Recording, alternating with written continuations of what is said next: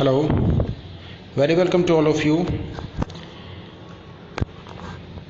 आज जो टॉपिक हम डिस्कस करेंगे वो टॉपिक है एसिडिफिकेशन यानी अम्लीकरण। बहुत इम्पॉर्टेंट टॉपिक है। मॉडर्न ह्यूमन बीइंग का जो डिस्ट्रक्टिव डेवलपमेंट है, उस मॉडर्न ह्यूमन बीइंग के डिस्ट्रक्टिव डेवलपमेंट का एक इम्पैक्ट है एसिडिफिकेशन, अम्लीकरण। इस टॉपिक में हम देखेंगे कि एसिडिफिकेशन क्या है, एसिडिफिकेशन के कॉन्सिक्वेंसेस क्या हैं, हम वो कौन सी एक्टिविटीज़ रिड्यूस करें और वो कौन सी एक्टिविटीज़ प्रोड्यूस करें जिससे एसिडिफिकेशन की जो रेट है, जो दर है, जो फ्रिक्वेंसी है वो कम हो सके। ठीक है।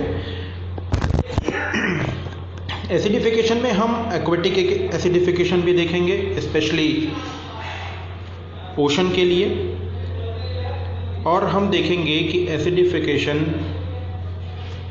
में अलग अलग जो सोर्सेज हैं, उन सोर्सेज को कौन कौन से नेचुरल और मैन मेड एमिशन सोर्सेज हैं।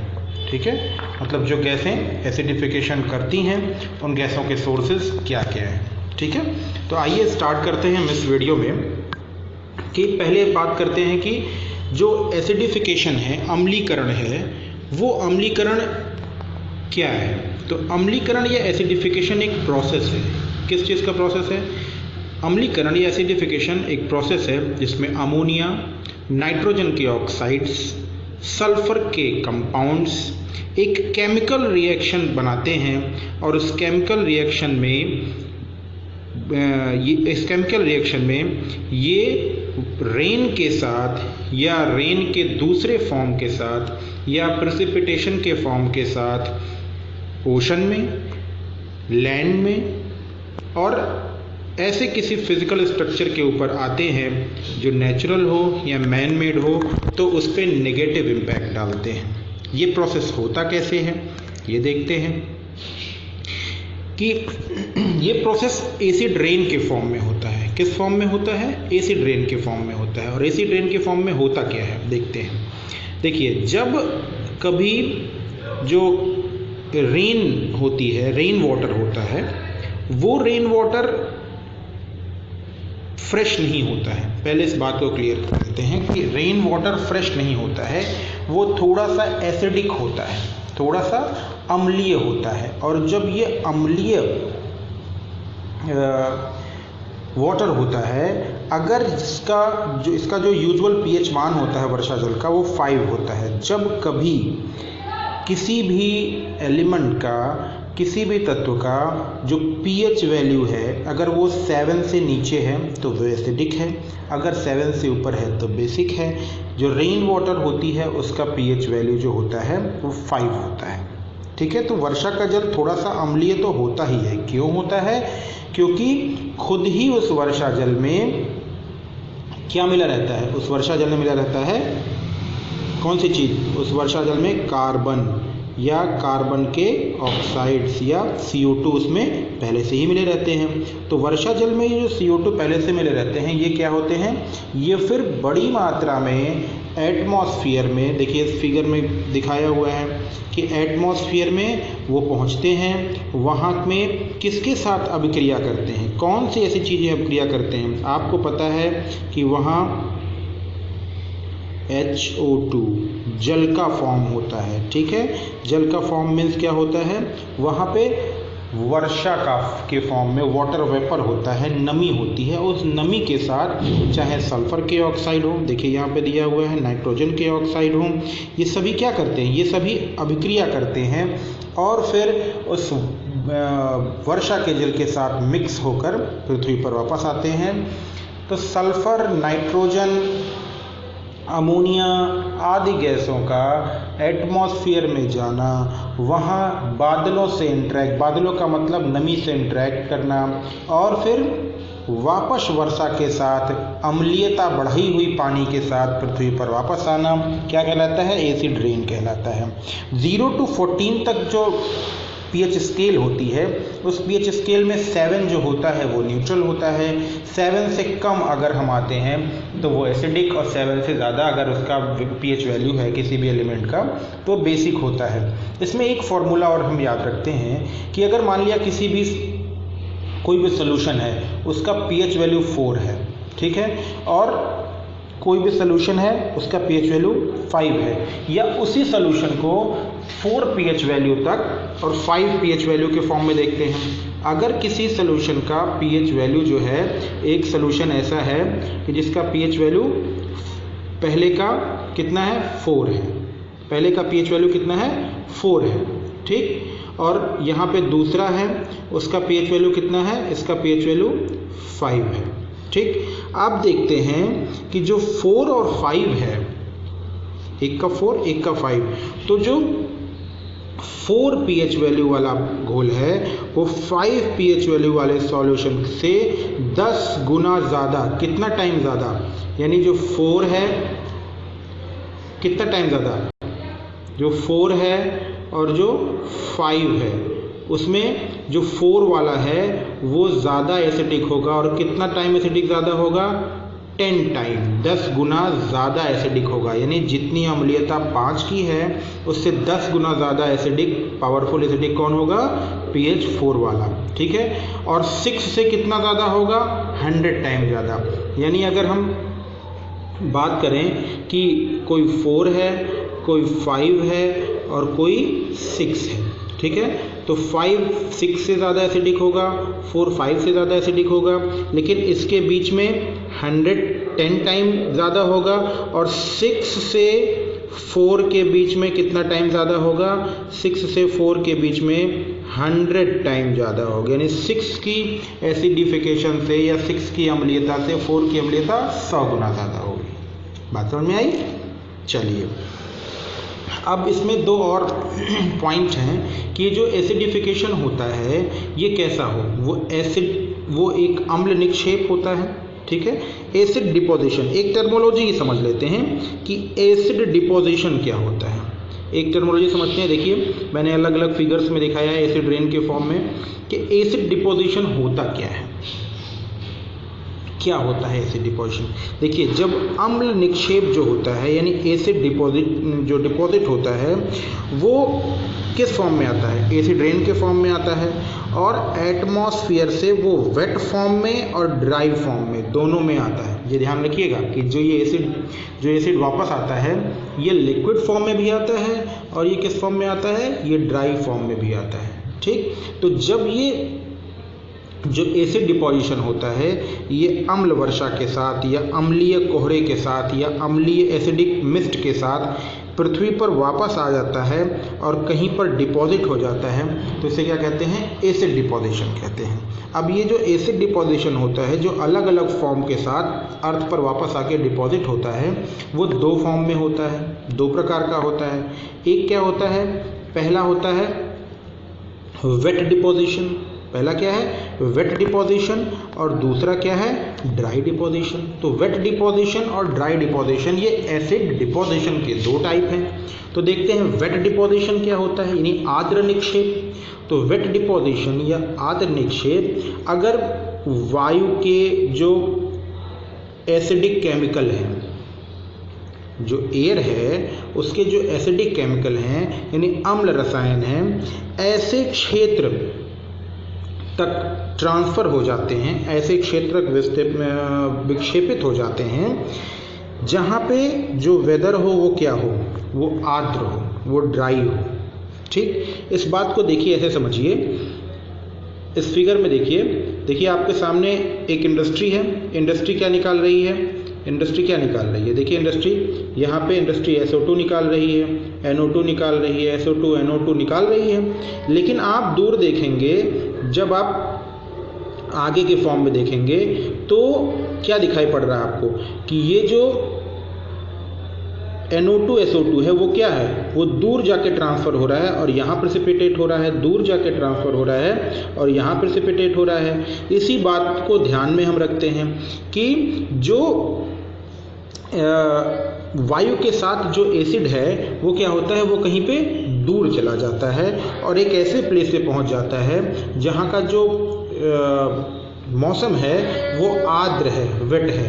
तब क्या करेगा, तब जो एसिड है वो धरातल पर वर्षा के फॉर्म में आएगा, वो धरातल पर बर्फ़ के फॉर्म में आएगा, वो धरातल पर फॉग के फॉर्म में आएगा, वो धरातल पर मिस्ट यानी धुंध के फॉर्म में आएगा। ठीक है, तो वातावरण जो एटमॉस्फेयर है उसकी करीब आधी अम्लीयता जो पृथ्वी पर आती है वो कैसे आती है, वो आर्द्र निक्षेप यानी वेट डिपोजिशन के फॉर्म में आती है। तो आर्द्र निक्षेप या वेट डिपोजिशन क्या है कि जब किसी भी प्लेस से निकलने वाले जो केमिकल्स हैं वो किसी दूसरे प्लेस तक पहुंच जाएं और ऐसे प्लेस तक पहुंच जाएं जहां का मौसम क्या हो, वेट हो, तो वो उस एरिया में चाहे धुंध के साथ, चाहे फॉग के साथ, चाहे रेन के साथ वापस आ जाते हैं और फिर क्या बनाते हैं, एसिड रेन बनाते हैं। तो ये क्या हुई, अगर किसी ऐसे प्लेस तक वो ट्रांसफ़र हो गया NO2 SO2 जो वेट है, पानी के साथ, फॉग के साथ, कोहरे के साथ वापस आया तो आर्द्र निक्षेप, वेट डिपोजिशन। अब देखते हैं शुष्क निक्षेप यानी ड्राई डिपोजिशन क्या है। देखिए ऐसा एरिया जहाँ पे जो वेदर हो वो ड्राई हो, तो वहाँ पे जो एसिडिक केमिकल है वो किसके साथ आएगी, वो धूल के साथ आएगी यानी डस्ट के साथ आएगी, वो स्मोक के साथ आएगी यानी धुएं के साथ आएगी। तो जब वो धूल और धुएं के साथ अटैच हो जाएगी, रिएक्ट करेगी, धूल और धुएं के साथ जुड़ जाएगी, तब वो धरातल पर आएगी तो क्या करेगी, तब वो ड्राई डिपोजिशन करेगी यानी ज़मीन पे, घर पे, वनस्पतियों पे जाके क्या होते हैं, चिपक जाते हैं। ठीक है, तो अगर उन्हें नमी मिलेगी तो वर्षा, बर्फ, कोहरा धुंध के साथ, नमी नहीं मिलेगी तो धूल और धुएं के साथ। दो चीज़ें इसमें हैं, एक है धूल यानी डस्ट, ठीक, और दूसरा क्या है, ये क्वेश्चन अलग से पूछ सकता है कि एक तो धूल है, डस्ट है, और दूसरा क्या है, दूसरा है धुआं यानी स्मोक। तो धुएं के साथ अगर ये आ जाती है तो क्या करेगी, तब ये पृथ्वी पर ड्राई डिपोजिशन बनाएगी और ज़मीन पर आएगी, भवन पर आएगी, वनस्पतियों पर आएगी। तो इसका मतलब ये समझिए, जब क्या अभी आंधी तूफान ऐसा कुछ आता है एकाएक और आपके छत पर धूल होती है या वातावरण में धूल उड़ती है, तो ये मत समझिए कि वो सिर्फ क्या कहते हैं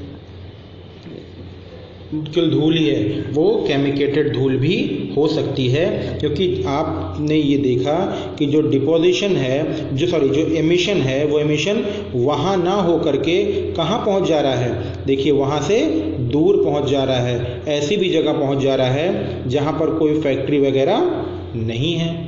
राइट, चलिए, तो ड्राई डिपोजिशन हो गया। ठीक है, जो एक चीज़ और पॉइंट ध्यान में रखते हैं कि जो वायुमंडल में है, वायुमंडल यानी जो एटमॉस्फेयर है, तो वायुमंडल में जो अम्लता की मात्रा होती है वो पृथ्वी पर ड्राई डिपोजिशन द्वारा निक्षेपित होती है। आधी तो हो गई आर्द्र निक्षेप से और बाकी जो बची वो ड्राई डिपोजिशन से होती है। ठीक है, ऐसे एरिया जो मरुस्थलीय क्षेत्र हैं, शुष्क निक्षेप के लिए क्या करते हैं, बहुत ही इम्पॉर्टेंट एरियाज होते हैं। शुष्क क्षेत्र के लिए इम्पॉर्टेंट एरियाज क्या होंगे, जो कैसे हों, जो हो मरुस्थलीय क्षेत्र हों। ठीक है, अब आइए एक फिगर के माध्यम से हम ये देखते हैं कि किन किन एरियाज में, किन किन क्षेत्रों में, किन किन सोर्सेस से हम क्या जो एसिड रेन के लिए जो सोर्सेज हैं या अम्लीयता के जो सोर्सेज हैं वो सोर्स कहाँ कहाँ से निकल के आते हैं।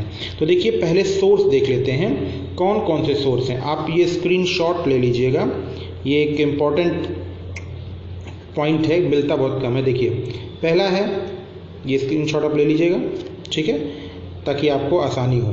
देखिए सल्फर है, नाइट्रोजन है, मीथेन है, कार्बन डाइऑक्साइड है, कार्बन मोनोऑक्साइड है, फार्मिक अम्ल है और अमोनिया है।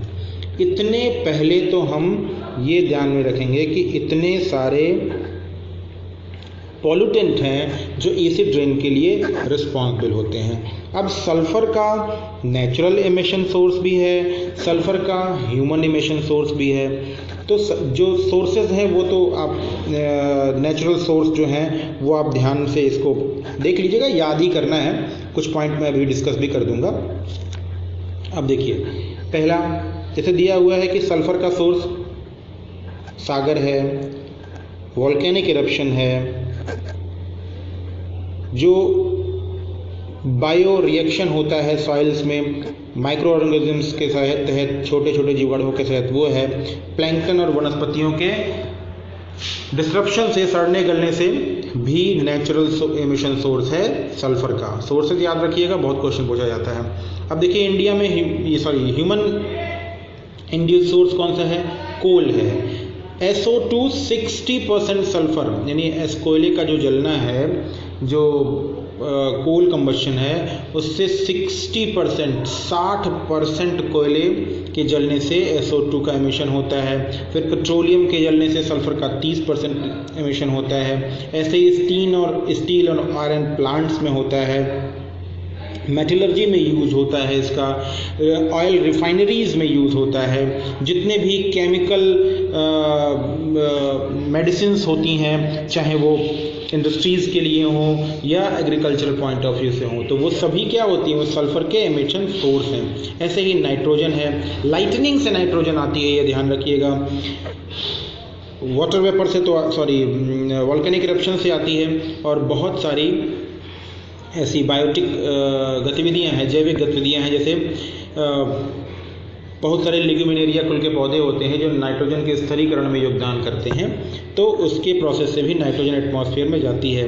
बाकी अगर फॉरेस्ट फायर हुआ तो, और तेल, कोल और गैस के, यानी जीवाश्म ईंधनों यानी फॉसिल फ्यूल्स के कंबशन से भी निकलती है नाइट्रोजन। फिर मीथेन, CH4, दोनों सोर्सेज आप देख रहे हैं यहाँ पे। ज़्यादा मैं इसको पढ़ के नहीं सुनाऊंगा, आप इस चीज़ को याद कर लीजिएगा। ऐसे सभी के सोर्स कार्बन डाइऑक्साइड के सोर्सेज हैं। ऐसे ही आप carbon dioxide, carbon monoxide, formic अम्ल और अमोनिया, ये सभी के सोर्सेज आप ऐसे स्क्रीनशॉट ले लीजिएगा और इसको एक नोट्स के फॉर्म में आप अपने पास रख लीजिएगा और याद करते रहिएगा बार बार। देखिए, जितना आसानी से कह दिया जाता है कि अमोनिया एक नाइट्रोजन, अमोनिया या ये सब एटमॉस्फेयर में पहुंच जाते हैं, इतना आसानी से होता नहीं है कि आपने जलाया, एमिट हुआ, एटमॉस्फेयर में पहुंच गए, ऐसा होता नहीं है। देखिए, अमोनिया एक बहुत ही कॉम्प्लिकेटेड या कह सकते हैं कॉम्प्लेक्स रूट से एटमॉस्फेयर में जाता है। कैसे जाता है? जब कभी भी हम ऐसे किसी वस्तुओं का यूज़ करते हैं, ऐसे किसी केमिकल का यूज़ कर सकते हैं जिसमें नाइट्रोजन या अमोनिया निकलती है। देखिए, नाइट्रोजन के ऑक्साइड, जब ये अमोनिया एटमॉस्फेयर में जाती है तो ये नाइट्रोजन के ऑक्साइड में चेंज हो जाता है, और जब नाइट्रोजन के ऑक्साइड में चेंज हो जाता है तब ये जल की बूंदों के साथ अभिक्रिया करता है, सल्फ्यूरिक और नाइट्रिक अम्ल के रूप में एक सॉल्वेंट बनाता है और एटमॉस्फेयर से भूमि पर वापस आ जाता है। तो नाइट्रोजन के जो ऑक्साइड होते हैं वो 3 तरह के हो सकते हैं। कौन कौन सा? नाइट्रोजन के ऑक्साइड 3 तरह के हो सकते हैं। कौन कौन से हो सकते हैं? एक हो सकता है N2O। N2O मतलब क्या हो गया? इसका मतलब हो गया नाइट्रस ऑक्साइड। दूसरा क्या हो गया? दूसरा हो गया NO। NO क्या हो गया? NO हो गया नाइट्रिक ऑक्साइड। तीसरा हो गया, तीसरा वो हो गया जो सबसे ज़्यादा फॉर्म में है, NO2 यानी नाइट्रोजन ऑक्साइड। तो नाइट्रोजन ऑक्साइड है, नाइट्रिक ऑक्साइड है और नाइट्रस ऑक्साइड है। इस 3 फॉर्म में जो नाइट्रोजन होती है वो एटमॉस्फेयर में रिएक्ट करती है। नाइट्रिक ऑक्साइड और नाइट्रोजन डाइऑक्साइड सम्मिलित रूप से नाइट्रोजन के ऑक्साइड कहलाते हैं और अम्ल वर्षा के लिए सबसे ज़्यादा रिस्पॉन्सिबल हैं। Sulphur dioxide, nitrogen dioxide, formic अम्ल, ये सब एटमॉस्फेयर में नमी के साथ, एटमॉस्फेरिक जो नमी होती है उसके साथ क्रिया करते हैं, पृथ्वी पर वापस आते हैं और एसिड रेन कहलाते हैं।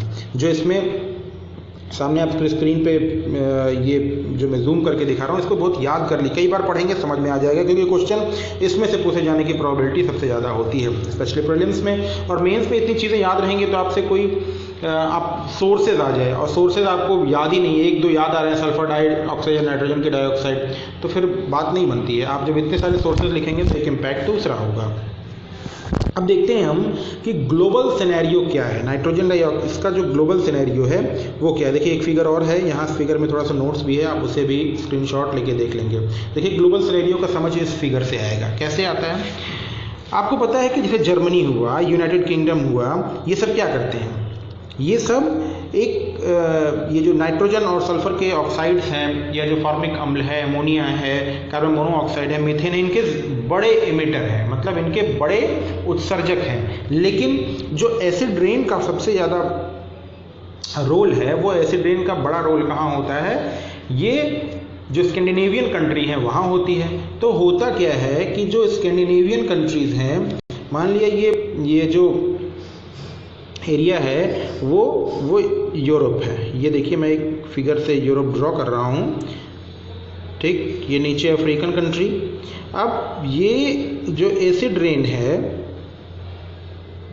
ये स्कैंडिनेवियन कंट्री है, तो एसिड रेन करने वाले कंट्रीज यहाँ पर हैं, ठीक, लेकिन एसिड रेन सॉरी जो एमिशन होता है केमिकल्स का, वो कंट्रीज यहाँ पर हैं, और एसिड रेन हो रही है यहाँ पर। तो यहाँ पे फार्मूला क्या होता है, यही होता है कि यहाँ से एमिशन ट्रांसफ़र होता है हवा के रूप में यहाँ पे, और कोल एरिया है, ठंडा एरिया है, तो ठंडा यानी कोल एरिया होने के कारण क्या होता है कि जो एमिशन होता है वो कहाँ पहुँच जाता है, जो एमिशन होता है वो पहुँच जाता है सीधे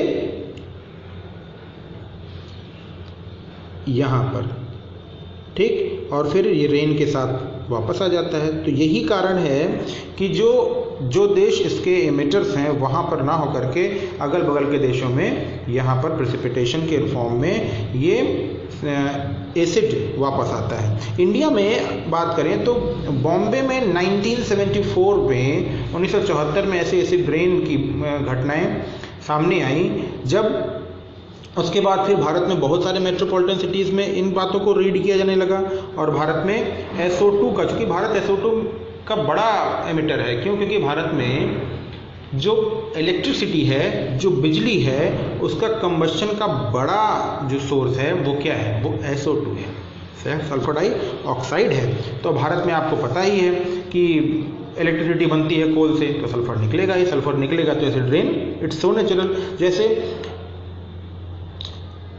मथुरा में है, ऑयल रिफाइनरी है, अब ऑयल रिफाइनरी से जो निकलने वाला सल्फर डाइऑक्साइड है वो एटमॉस्फेयर में जाता है, तो मथुरा के ऊपर प्रॉब्लम नहीं करता है, लेकिन आगरा में जो ताजमहल है उसके ऊपर उसके केमिकल्स गिरते हैं, जिससे उसकी जो वाइटनेस है वो येलोइश में तब्दील हो जा रही है। 1998 के बाद से ऐसा दिखाई देने लगा, जो संगमरमर है वो धीरे धीरे क्या हो रहा है, वो धीरे धीरे पीला पड़ने लग रहा है, ठीक है। ये एक बड़ी बात देखने को मिली, पहली बार ऐसा था। तो अब देखते हैं कि अम्ल वर्षा के हानिकारक प्रभाव क्या है, क्या ऐसा इम्पैक्ट है जो अम्ल वर्षा में पड़ता है। देखिए इस फिगर में हम देखते हैं कि नाइट्रोजन ऑक्साइड क्या है, जीवाश्म ईंधनों के जलने से निकला, विद्युत स्टेशन, कारखानों और कारों के जलने से निकला, पहुंचा कहाँ, घुलनशील होता है एटमॉस्फेयर में। देखिए पूरा एक फिगर बनाया हुआ है कि पहुंच गया वो घुलनशील बादल में पहुंच गया, बादलों के माध्यम से प्रेसिपिटेट हुआ, अब प्रेसिपिटेट हुआ तो वो बायोटिक, अबायोटिक, सॉइल हर जगह पहुंचा, मछलियों के पास पहुंचा और उसको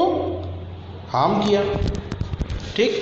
अब देखते हैं क्या एडवर्स इफेक्ट है एसिड रेन के। यहीं से क्वेश्चन आता है कि adverse effect of acid rain. देखिए एसिड रेन ऐसा कोई भी जोन नहीं है, या ऐसा कोई फिजिकल जगह नहीं है, चाहे वो इकोसिस्टम में सॉइल हो, एग्रीकल्चर हो, चाहे जो ये पाइपलाइन आती है ना, ये भी एसिड से धीरे धीरे क्षरित हो जाती है। जो अंडरग्राउंड वाटर है उस पर भी नकारात्मक प्रभाव पड़ता है, झील हुआ, नदी हुआ, बे हुआ, पाउंड हुआ, या जितना भी एक्वेटिक सोर्स होता है वो सभी क्या होते हैं, एसिड रेन से निगेटिव इम्पैक्टेड है, मतलब नकारात्मक रूप से प्रभावित हैं।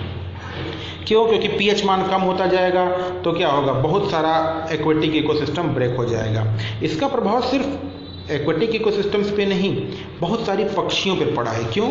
क्योंकि जो पक्षी होती है ना, जो बर्ड्स होती हैं, वो अपने अंडों के यानी अपनी जो प्रजनन क्षमता है उनकी अपनी रिप्रोडक्शन के लिए वो अपने अंडों को सख्त बनाने के लिए कैल्शियम का सेवन ज़्यादा करती हैं। और बहुत सारे ऐसे जीव होते हैं जैसे स्नेल हुआ, ये सब क्या होते हैं, ये सब कैल्शियम के बड़े सोर्स हैं। तो ये मछलियाँ, ये जो क्या होता है, जो पक्षी होते हैं वो ऐसे कैल्शियम वाले फूड को ग्रहण करती हैं। लेकिन जब कभी एसिड रेन होता है तो ऐसे स्नेल जैसे बहुत सारे ऐसे जीव जिनमें कैल्शियम का फॉर्मेशन होता है, जो कैल्शियम रिच होते हैं, वो ख़त्म हो जाते हैं। और जब ख़त्म हो जाते हैं तो पक्षी क्या होते हैं, उनको कैल्शियम नहीं मिल पाता, तो उनके अंडे जो होते हैं वो वीक हो जाते हैं और जो उसके अंदर उनका बच्चा होता है वो टाइम से पहले ही अंडा फूट जाता है और वो बच्चा क्या होता है, डेड हो जाता है। तो फिर रिप्रोडक्शन क्या हुआ, नहीं हुआ। तो एसिड रेन ने एक तरफ जहाँ पे फूड चेन में जो कैल्शियम सोर्स था उसको बंद कर दिया, उस पर डिपेंड होने वाली बर्ड बंद हो गई, और उसका जब जो एग था वो पहले ही फूट गया तो फिर बच्चे का जन्म नहीं हुआ। तो पूरा साइकिल क्या हो गया, पूरा साइकिल बंद हो गया। एसिड रेन का ये इम्पैक्ट है। एसिड रेन का इम्पैक्ट सॉइल पे भी बहुत ज़्यादा है। जब ये एसिड वापस आता है लैंड पर, जो फर्टाइल लैंड है जिसमें कैल्शियम, मैग्नीशियम, पोटेशियम, बहुत सारे माइक्रो ऑर्गेनिजम्स ये होते हैं जो सॉइल को रिच बनाते हैं। तो जब ये प्रेसिपिटेट होकर नीचे की तरफ आ जाती है, आपको दिखाऊं, जब ये प्रेसिपिटेट होकर नीचे की तरफ आएगी तो सॉइल में जितना भी माइक्रो ऑर्गेनिजम्स है वो धीरे धीरे क्या होगा, डेड हो जाएगा। जब माइक्रो ऑर्गेनिजम्स डेड हो जाएगा तो जो रेस्पिरेशन है सॉइल का वो ब्रेक हो जाता है, क्योंकि ये प्लोअर्स होते हैं, मतलब ये जोतते हैं ज़मीन को, नीचे की मिट्टी ऊपर, ऊपर की मिट्टी नीचे, ये करते रहते हैं। और जब डेड हो जाएंगे तो जो श्वसन की प्रक्रिया है मृदा में वो नहीं होगी, तो सॉइल का डेवलपमेंट नहीं होगा। इसके अलावा क्या होता है, इसके अलावा जब एसिड रेन होती है, मिट्टी में अम्लीयता बढ़ जाती है तो लीचिंग का प्रोसेस होता है। लीचिंग समझते हैं? लीचिंग,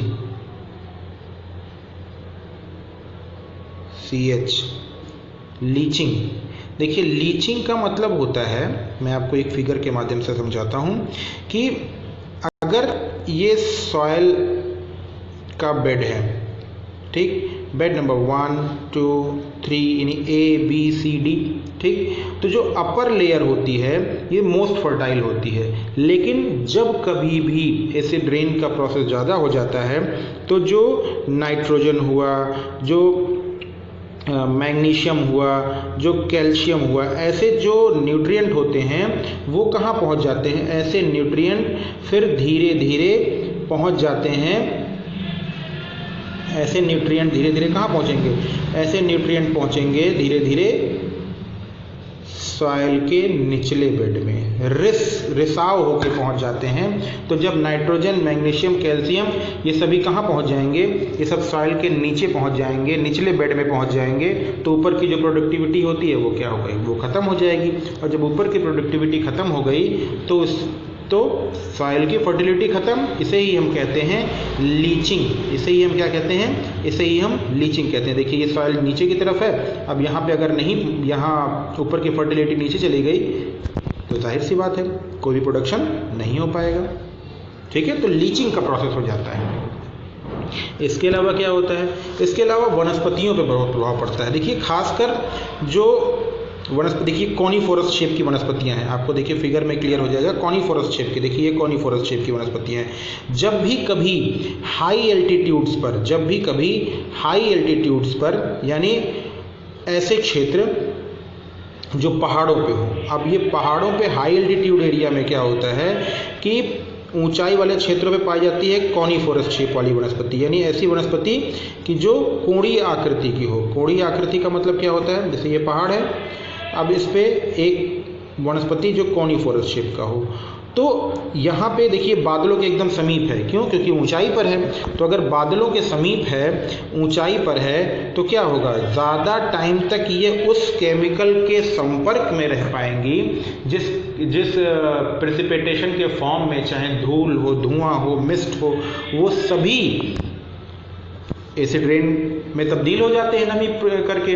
तो ये जो प्लांट होते हैं ये ऊंचाई पर होने के कारण लगातार उसके संपर्क में रहते हैं। तो कॉनिफोरस शेप की यानी हाई एल्टीट्यूड की वनस्पतियों को बहुत ज़्यादा नुकसान होता है, क्योंकि अगर धुंध भी है हल्की सी तो वो एसिडिक है, उसके पास है। आप देखते हैं कोहरा, बादल, ये सब पहाड़ों पे एकदम जमे रहते हैं। आपको लगता है कि हम ऊपर है, बादल नीचे है, तो इसका इम्पैक्ट क्या होता है? वो जो अम्लीय बादल है, अम्लीय धुंध है, अम्लीय कोहरा है, वो हाई एल्टीट्यूड की वनस्पतियों को ज़्यादा नुकसान करता है, क्योंकि बहुत टाइम तक उसके साथ वो बने रहते हैं। ठीक है, ऐसे ही माइक्रो ऑर्गेनिजम्स हैं। मैंने बताया कि जो अम्लीयता होगी तो बहुत सारे माइक्रो ऑर्गेनिजम्स, बहुत सारे पैरासाइट्स, ये सब क्या होंगे? ये सब डेड हो जाते हैं, मर जाते हैं, ये सर्वाइव नहीं कर पाते हैं इस एसिड के। अब सोचिए एक छोटी सी चींटी है, एक छोटा सा मच्छर है बेचारा, उसके आप आमलेट आप गिरा दीजिए एक पॉइंट, तो वो क्या होगा? वो तो खत्म हो जाएगा। और आपको पता है कि पैरासाइट्स जो होते हैं वो इम्पोर्टेंट रोल निभाते हैं हमारे इकोसिस्टम में। धीरे धीरे क्या होगा? अगर ऐसे ही पेड़ पौधे वनस्पतियों के फॉर्म में, जो ये ग्रीन वनस्पति आपको दिखाई पड़ रही है, आपको देखिए यहाँ पे ग्रीनरी दिखाई पड़ रही होगी। अब ये जो ग्रीन वनस्पति है, अगर लगातार ये अम्ल के संपर्क में रही, जैसे मान लिया ये हाई एल्टीट्यूड्स पे अगर आ गई, ये हम कहाँ आ गई? ये हाई एल्टीट्यूड्स पे आ गई, हाई एल्टीट्यूड्स पे है। अब देखिए लगातार बादल के संपर्क में है यहाँ पे कोई वनस्पति, तो धीरे धीरे क्या हो जाएगा? जो ये ग्रीनरी है वो ग्रीनरी क्या होगी? वो ग्रीनरी धीरे धीरे खत्म हो जाएगी, रंग खराब हो जाएगा। ठीक, जो पत्तियों का बढ़ना है वो खत्म हो जाएगा।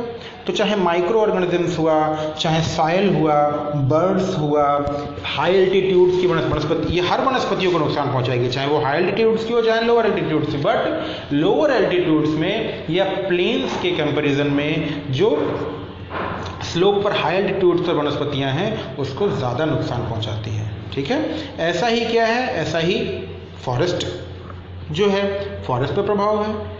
बहुत सारी प्रजाति जंगल में, वहाँ तो कुछ भी नहीं है, छोटे छोटे जीव हैं, फ्रॉग्स के हैं, टैडपोल्स के हैं, बहुत सारी मछलियों के हैं, वो सब क्या होंगे? धीरे धीरे खत्म हो जाते हैं। हमें पता भी नहीं है कि कितनी सारी प्रजातियां जो हैं वो एसिड के लिए, एसिड यानी वर्षा, जो ये अम्ल वर्षा होती है उससे वो अडेप्ट कर पाएंगी कि नहीं कर पाएंगी, वो सब धीरे धीरे खत्म होती चली जाती हैं। और ऐसे ही फॉरेस्ट का जो इकोसिस्टम होता है, जो फूड चेन होती है, वो धीरे धीरे ब्रेक हो जाती है। और जब फूड चेन, ऐसी बहुत सारी फूड चेन अगर ब्रेक हो गई तो फूड वेब ब्रेक हो जाएगा, फूड वेब ब्रेक हो जाएगा तो इकोसिस्टम ब्रेक हो जाएगा, इकोसिस्टम ब्रेक हो जाएगा तो डाइवर्सिटी खत्म हो जाएगी, जब डाइवर्सिटी खत्म हो जाएगी तो बायोस्फीयर खत्म हो जाएगा, जब बायोस्फीयर कमज़ोर हो जाएगा तो संपूर्ण नेचर जो है वो इस कदर हो जाएगा कि हम वहाँ में रह नहीं पाएंगे।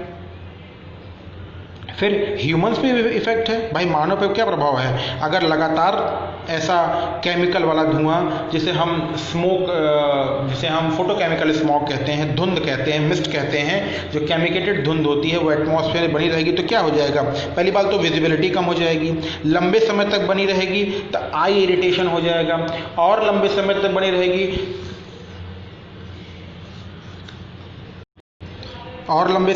रहेगी तो क्या होगा?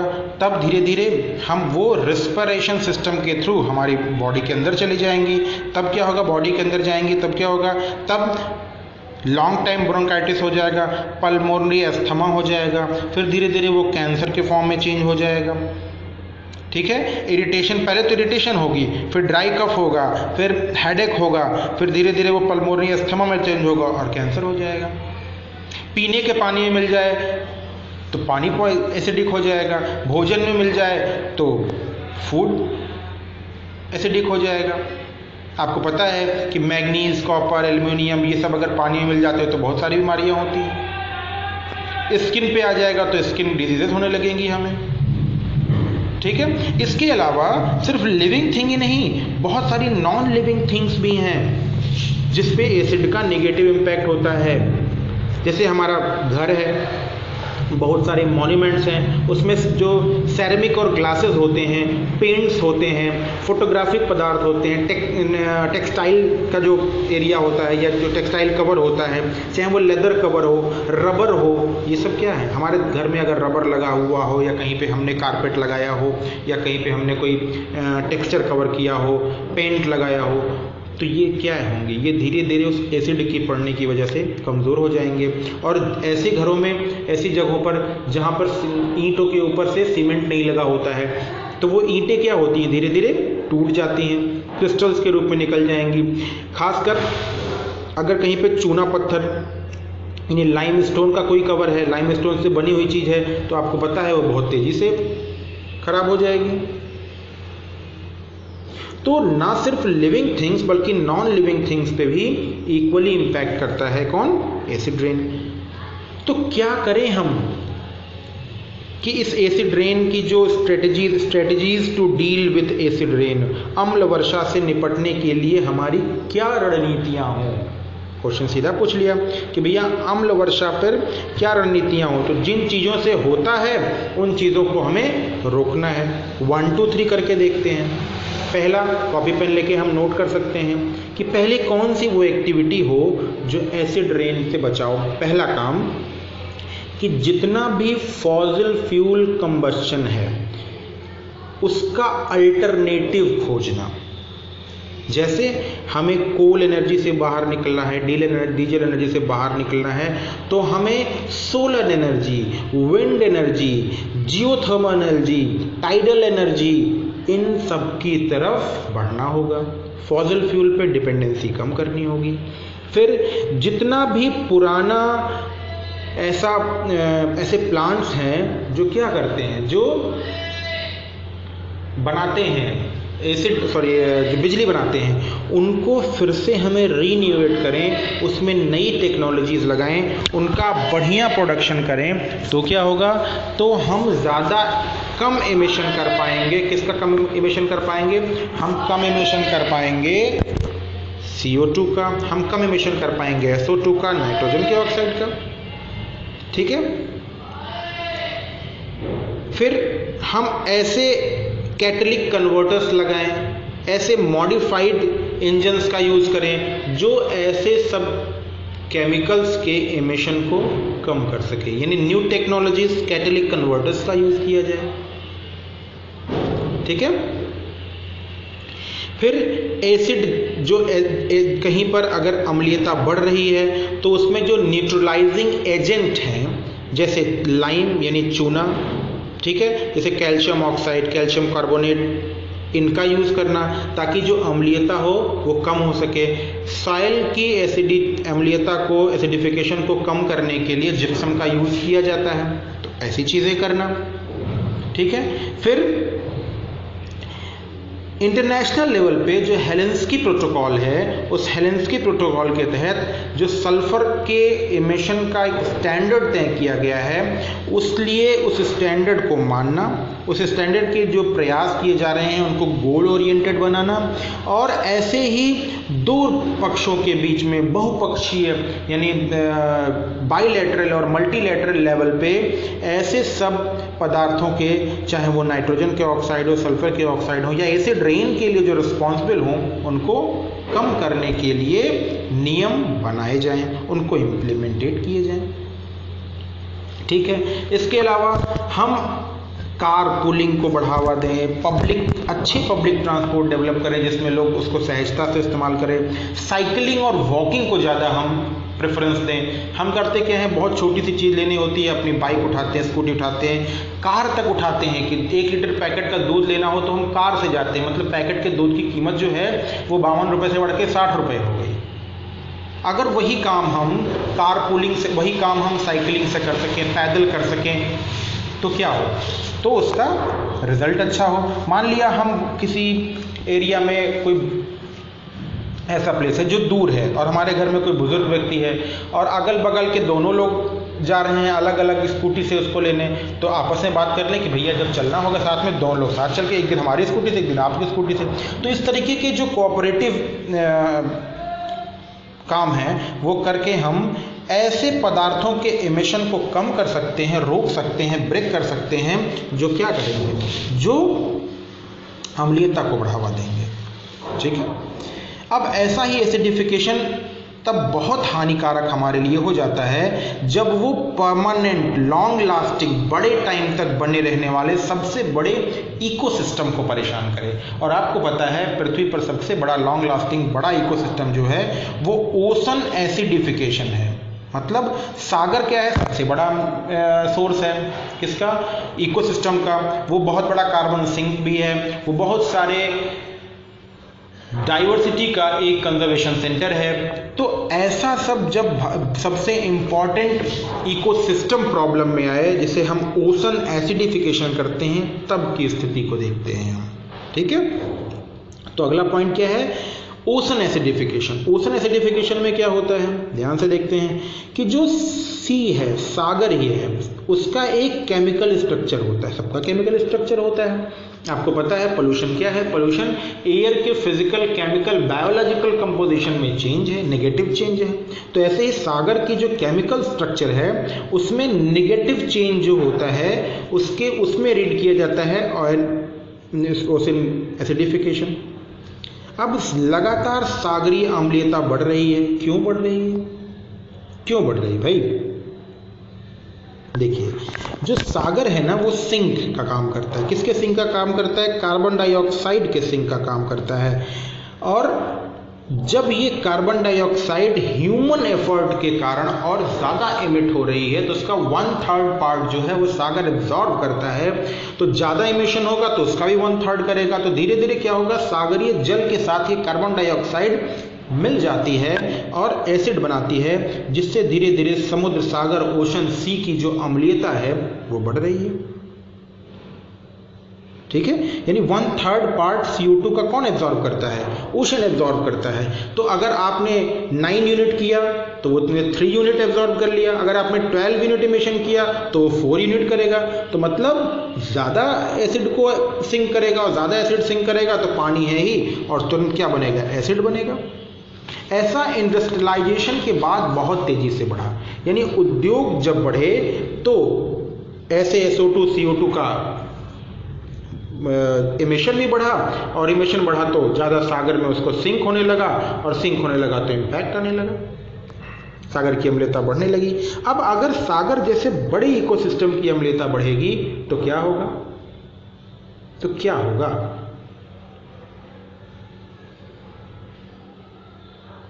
देखिए, जब ऐसे सागर की अम्लीयता बढ़ेगी तो आपको पता है एक बड़ी परिघटना होती है, कोरल ब्लीचिंग की परिघटना।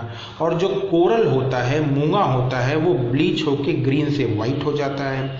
और आपको ये भी पता है कि ये जो कोरल बस्तियां होती हैं ये बहुत बड़ी मात्रा में, बहुत मेजर लेवल पे बायोडाइवर्सिटी का सोर्स होती हैं। या ये कह दिया जाए कि coral reef are the biggest source of biodiversity. तो इसमें ज़रा भी हर्ज नहीं है। तो जब ये बड़ा समुद्र का जो वर्षावन, जिसे रेन फॉरेस्ट ऑफ ओशन कहते हैं, जिसे बायोडाइवर्सिटी रिचेस्ट एरिया कहते हैं, वो धीरे धीरे खत्म हो जाएगा तो कितनी जीव जंतु प्रजातियां खत्म हो जाएंगी? बिल्कुल हो जाएंगी। बायोलॉजिकल इफेक्ट्स में जो टेरोपॉड्स हैं, एक छोटा सा समुद्री जीव है, खत्म हो जाएगा। स्नेल खत्म हो जाते हैं, घोंघे खत्म हो जाते हैं। प्लैंकटन के प्रोडक्टिविटी में कमी हो जाती है। और जब प्लैंकटन की प्रोडक्टिविटी में कम हुई तो उस पर डिपेंड रहने वाली जो मछलियां हैं वो डेड हो जाएंगी। मछलियां डेड हो जाएंगी तो फिशिंग में कमी आ जाएगी, यानी इकोनॉमिक इन्हांसमेंट भी होगा। तो कोरल ब्लीचिंग तो हुआ ही हुआ, प्लैंकटन प्रोडक्टिविटी में कमी आ गई, यानी जो फाइटोप्लैंक्टन्स हैं वो नहीं बनेंगे। अब इनको खाने वाली मछलियां नहीं बनेंगी तो हम मछली उत्पादन कैसे करेंगे? वो भी नहीं कर पाएंगे। ठीक है। ऐसे ही कार्बोनेट आयंस में कमी हो जाएगी, जिससे कैल्सिफिकेशन में बाधा आएगी। और अगर कैल्सिफिकेशन में बाधा आ जाएगी तो स्नेल जैसे बहुत सारे से जीव जंतु हैं जो कैल्शियम रिच होते हैं, या अन्य जीव जंतुओं की जो कंकाल बनते हैं, जो उनका स्ट्रक्चर बनता है बोन्स का, वो क्या होगा? वो वीक होगा या बनेगा ही नहीं। ठीक। तो ये बायोलॉजिकल इम्पैक्ट भी जो है वो पूरी ओशन की लाइफ, शेलफिश जैसी जो ऑयस्टर्स हैं वो क्या हो जाएंगी, वो खत्म हो जाएंगी। तो सागर की अम्लीयता को अगर रोकना है तो करें क्या? 1 2 3 करके पॉइंट को हम नोट कर ले कॉपी पेन लेके। Strategies for reducing ocean acidification 1 2 3 4 करके देखते हैं। पहला तो जो ऑफशोर ड्रिलिंग है, जो शोर्स पे किनारों पे ड्रिलिंग जिससे हम पेट्रोलियम निकालते हैं, जिससे हम गैसेस निकालते हैं, उसको रोक दीजिए या इतना ज़्यादा उसको हाईटेक बनाइए कि किसी भी तरह के लीकिंग का कोई प्रोसेस नहीं रह जाए। रीन्यूएबल एनर्जी सोर्सेस पे बल दिया जाए, वो होंगे तो इमिशन नहीं होगा। फिर जो गवर्नमेंट की पॉलिसीज हों उसमें CO2 को रोकने के लिए प्रयास किए जाएं, नियम बनाए जाएं, ठीक। फिर बेस कार्बोनेटिक सिलिकेट्स मिनरल्स का यूज किया जाए ताकि सागरीय अम्लीयता को कम किया जा सके, यानी क्षारीय पदार्थों का प्रयोग किया जा सके। शेलफिश एक्वाकल्चर जो समुद्री जल से कार्बन डाइऑक्साइड को हटाने में मददगार हो सकती है, उसको, यानी शेलफिश एक्वाकल्चर को मदद किया जाए। बता दें कि शेलफिश एक्वाकल्चर को अगर हम मदद करेंगे तो ये क्या करेगी, ये जो समुद्री जल का कार्बन डाइऑक्साइड है उसको हटाने में मदद करती है। फिर समुद्र के जो दलदली भाग हैं, जो मैंग्रोव हैं, जो मीडोज हैं, समुद्री घास के मैदान हैं, कार्बन डाइऑक्साइड के को क्या करते हैं, इनको सिंक कर लेते हैं। तो समुद्री इकोसिस्टम में अगर ऐसे मैंग्रोव, दलदली भाग या मीडोज नहीं रहेंगे तो क्या होगा, कार्बन की मात्रा बढ़ी रहेगी। इसलिए इनको बढ़ावा देना जिससे जो कार्बन है वो सिंक हो सके, ठीक है। तो ऐसे सब प्रयास करके हम सागरीय भाग से या ओशनिक भाग से क्या कर सकते हैं, अम्लीयता को कम कर सकते हैं। तो आज का जो वीडियो था उसमें हमने बात की किन किन चीज़ों पर, उस पर हमने बात की अम्लीकरण क्या है, अम्लीकरण के प्रभाव क्या हैं, ऑयल अम्लीकरण कैसे यानी एसिडिफिकेशन कम कैसे कर सकते हैं, एसिडिफिकेशन के सोर्सेज क्या हैं, उनके नेचुरल सोर्सेज क्या हैं, उनके मैन मेड सोर्सेज क्या हैं, एसिडिफिकेशन होता क्या है। तो हमने इन पे चर्चा की, ठीक है। अब नेक्स्ट वीडियो में, नेक्स्ट टॉपिक में हम बात करेंगे सस्टेनेबल डेवलपमेंट की। हम पढ़ चुके हैं सस्टेनेबल डेवलपमेंट, लेकिन फिर से एक बार हम क्विक रिव्यू देखेंगे सस्टेनेबल डेवलपमेंट का। हम देखेंगे एक quick review millennium development goal का, और हमारा जो टॉपिक होगा वो होगा sustainable agriculture. Question sustainable agriculture से भी पूछे जाते हैं। तो अब नेक्स्ट टॉपिक पे हम बात करेंगे सस्टेनेबल एग्रीकल्चर की और अन्य टॉपिक की। तब तक के लिए good bye, good luck and be safe students.